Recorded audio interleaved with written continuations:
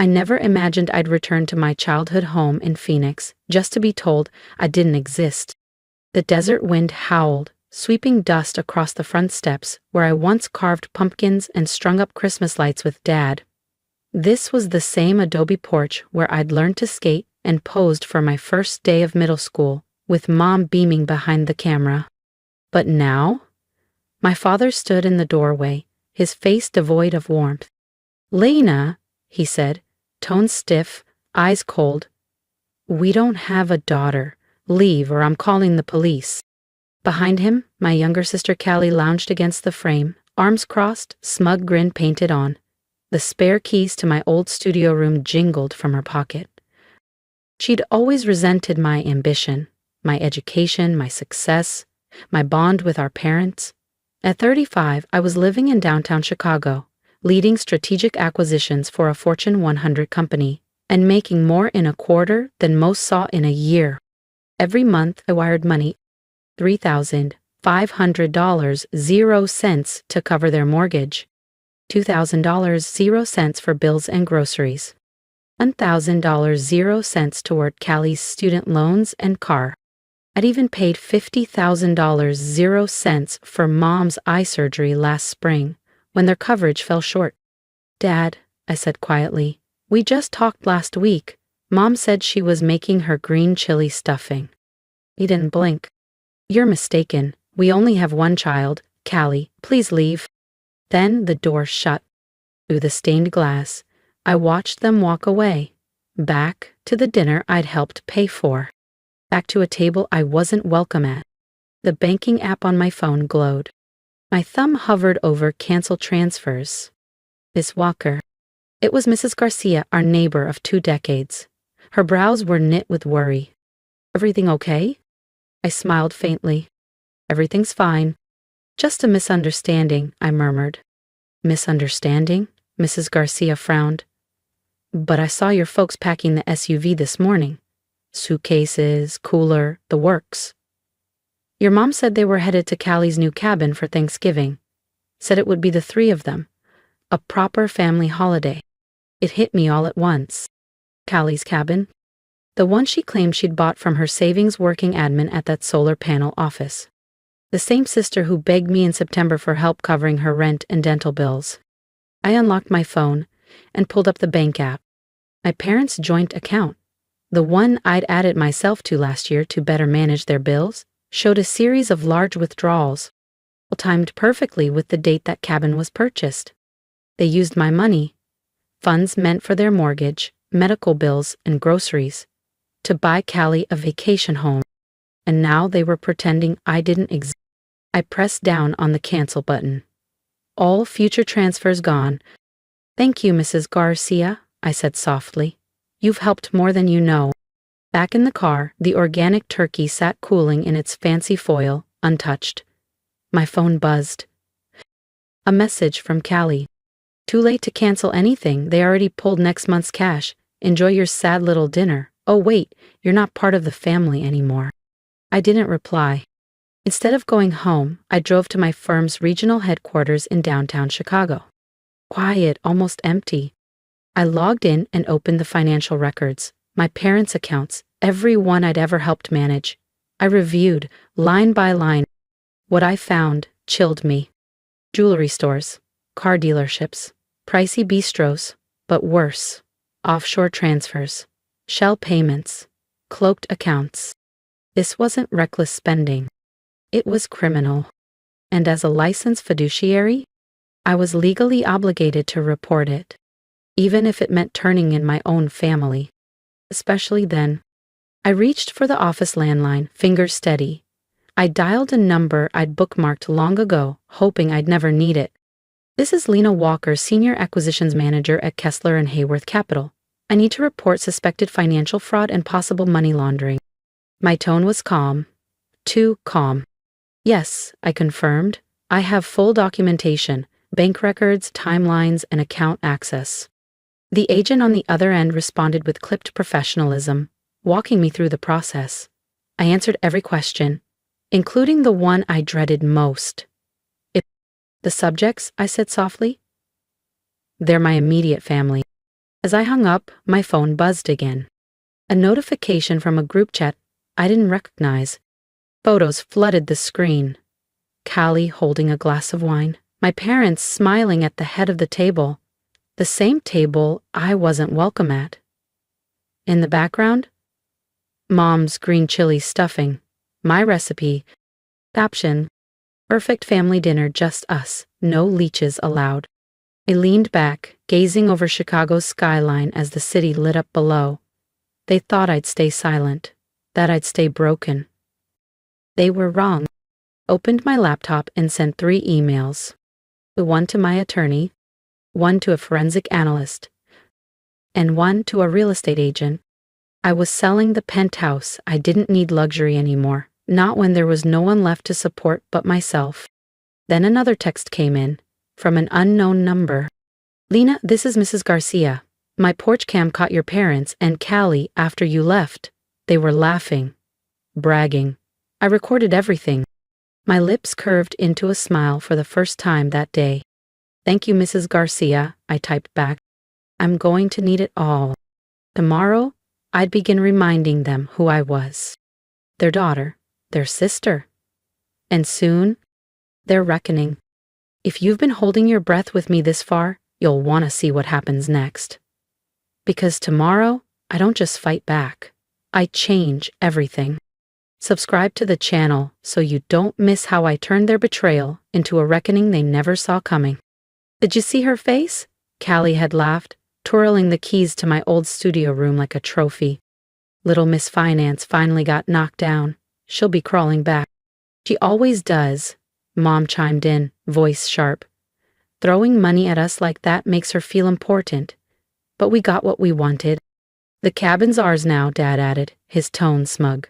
And thanks to my son's brilliant offshore idea, she'll never trace where the rest of it went. I paused the recording and looked at James Morrison, my forensic accountant, across his desk in the loop. His face was grim. They gave us everything, he said. Intent, offshore accounts, coordinated fraud. This isn't just betrayal anymore, Lena. This is criminal. I slid over a binder. Here's everything I've compiled: withdrawals, transfers, real estate records. I need to know how far this goes. He spent the afternoon reviewing, his frown deepening with every flagged transaction. Finally, he set the papers down. Your sister isn't just blowing your money. These patterns suggest she's funneling funds through the solar company, laundering, and your parents' accounts are the wash. Your deposits? They're being used to legitimize illegal inflows. My stomach clenched. How much are we talking? He circled several totals in red ink. North of $2,500,000 0 cents just this year. The cabin was a decoy? Every guilt trip, Callie's fake tears, Mom's medical sob stories, was bait. What do we do next? I asked. The feds are looped in, James said. But if you want airtight evidence, we move now, before they wipe it all. I showed him Marcus's latest text. Thanks for cutting us off. Mom's crying about her meds. Hope you're happy being cold-blooded. They still think I'm in the dark, I muttered. That's your edge, James said quietly.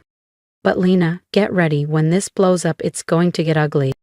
Family fraud cases usually do, James muttered. I thought of my father's flat denial, my mother's calculated cruelty, and Callie's gloating smirk like she'd finally won some lifelong competition. It's already ugly, I replied quietly. Let's just make it honest. The next morning, I met with my attorney, Sarah Chenma, in her high-rise office off Michigan Avenue. Her reputation for dismantling complex white-collar crime cases preceded her, and she didn't disappoint. The good news, she said, flipping through the documents, is that you've documented everything. Clean, time-stamped, undeniable. She paused. The challenge, your name's on a few of these joint accounts. We'll need to draw a very clear line. I pulled up my archived emails and texts. Every time they asked for money, they gave me specific stories. Bills, medical expenses, insurance gaps. I can prove they lied about the purpose of every transfer. She nodded. That helps. We'll also need character witnesses, people who can attest to your ethics. Mrs. Garcia already agreed to testify about Thanksgiving, I said. And my colleagues at Kessler and Hayworth will confirm my role and professional conduct. Sarah made a note. Now, about Callie's business partner. Our audit suggests the solar company is a shell. I paused. There's a name I heard often, Vincent Rossi. Callie called him a silent investor. Sarah's eyes narrowed. Vincent Rossi, her voice dropped. Lena, that's organized crime. If your family's working with him, this is bigger than fraud. The room felt colder. What do we do? I asked. We take this to the FBI. Today. By evening, I was in a federal office building sitting across from two agents. We went through everything. Recordings, transfers, property records. This is bigger than you think, Agent Torres said. But you did the right thing. Now, don't contact your family. No calls, no responses. Let us take it from here. That night, in my quiet apartment in River North, a new message buzzed on my phone. A photo of my parents and Callie at an upscale restaurant. Caption: Dinner at Vincenzo's. Only real family deserves the best. Owned by Vincent Rossi. I stared at the screen, jaw tight. I forwarded the restaurant photo to Agent Torres, then blocked the number they'd used to send it. Let them believe I was sulking, too heartbroken to fight back. Let them revel in their false security and stolen luxuries. The investigation was gaining momentum. Their world would collapse soon enough. My phone rang again. Mrs. Garcia? Lena, honey, your sister just stopped by, angry, demanding your new address, said you needed to be taught a lesson in loyalty. I thanked her and immediately called Agent Torres. Within the hour, I had federal protection. We've seen this before, he told me. When fraudsters sense the end, they lash out at the ones exposing them. That night, lying in bed, I opened my photo gallery. Birthday cakes, Christmas trees, family barbecues. Images from a life that now felt staged. I stared at them one last time, then deleted everything. The past was over, the future demanded my full focus. A message from James lit up my phone. Found something big in the offshore transfers. 9 a.m. tomorrow. Might be our smoking gun. I set my alarm, heart steady, one step closer. The next morning, James's office was eerily quiet. He gestured me inside, his monitors glowing with transaction flows and layered charts. You might want to sit, he said. Remember those offshore accounts? They weren't just shielding your money. Callie's company was at the center of a vehicle export scam. The screen revealed the web, laundered funds buying luxury vehicles, exported at fake premiums, insurance fraud tied in. My parents' accounts, clean the payouts. Estimate? 15 million. 2 years. Then he hesitated. There's more, Lena. Something personal. He opened a file. A trust agreement, one I'd never seen before. Your grandmother's inheritance, James said gently. The one your parents claimed went to Callie because of her dying wishes? It was meant for you, all of it. My hands trembled. But they showed me her will. They said she thought Callie needed it more. James shook his head. They forged the documents. We recovered the original and encrypted backups from your father's cloud storage. Lena. She named you as sole heir. There's even a letter she wrote explaining why. My chest tightened. Grandma Helen had passed 3 years ago. I'd trusted my parents. Then my phone buzzed. It was Agent Torres. Mrs. Walker, we're moving in today. The evidence is overwhelming. We believe your family's preparing to flee the country. Stay clear of all connected locations. As if on cue, a message flashed on my work phone.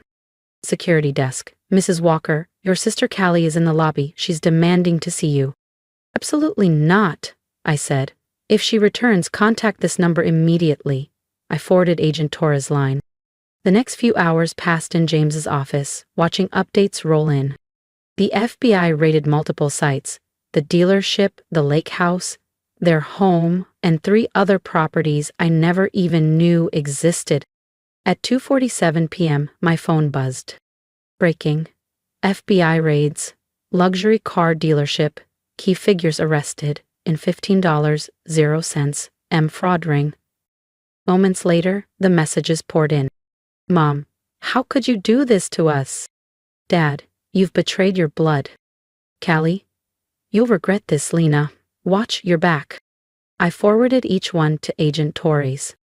Then came a message from Mrs. Garcia, a video attachment. Thought you should see this, she wrote. They broke into your old room before the FBI got there, looking for something under the floorboards. I pressed play. There they were, Mom, Dad, and Callie, desperate, pulling up planks, scrambling for something. I smiled faintly. They didn't know I'd moved the documents years ago to the closet compartment only I knew existed. And during my last visit, I had left a recorder there, just in case. Check my old closet, I texted Agent Torres. Hidden candle, back right corner, might be something useful.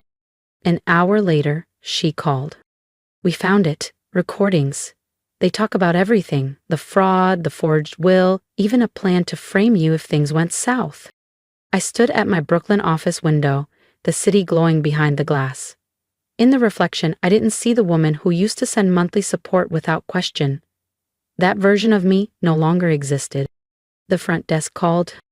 Miss Walker, a Mrs. Patricia Walker is here. She's in tears asking to see her daughter. I didn't hesitate. Tell her I don't have a mother and please show her out. That night, Sarah called. The FBI froze everything. The lake house and other properties are seized. Marcus is facing serious charges and your parents could be indicted too. They're offering to flip on Vincent Rossi for leniency. I laughed bitterly. Let me guess. They think I'll defend them. Funny thing, Sarah replied. Having no daughter doesn't help their case now. Alone in my apartment, I opened Grandma Helen's hidden letter. I chose you, Lena, because you have what your brother never will. Integrity. My phone buzzed again. Agent Torres. Rossi, turn on your brother. It's over. I smiled. No, it's just beginning. And this time, I was the one writing the story. 6 months after that Thanksgiving, I sat in a federal courthouse in Manhattan, watching my family enter their guilty pleas. Marcus, shackled and in an orange jumpsuit, refused to look at me. Mom clutched a tissue, still acting the role of the broken-hearted mother. Dad stared ahead, emotionless. The list of charges: money laundering, insurance fraud, forgery, conspiracy. The judge's voice echoed. Given the scale of fraud and their lack of remorse, I'm imposing the maximum sentences permitted. Marcus Walker, 15 years. Robert and Patricia Walker, 8 years each. No tears, no joy, just closure. Outside, reporters swarmed. Ms. Walker, how does it feel to send your family to prison? I met the cameras without flinching. They made that choice when they said I wasn't their daughter. I only made it official. That night, Mrs. Garcia and I shared a quiet dinner in my Brooklyn apartment. The house sold, she said. Nice family. They're turning your old room into a nursery. I smiled. The house needs honest memories now. Earlier that day, I'd received my promotion. Executive Director, London office.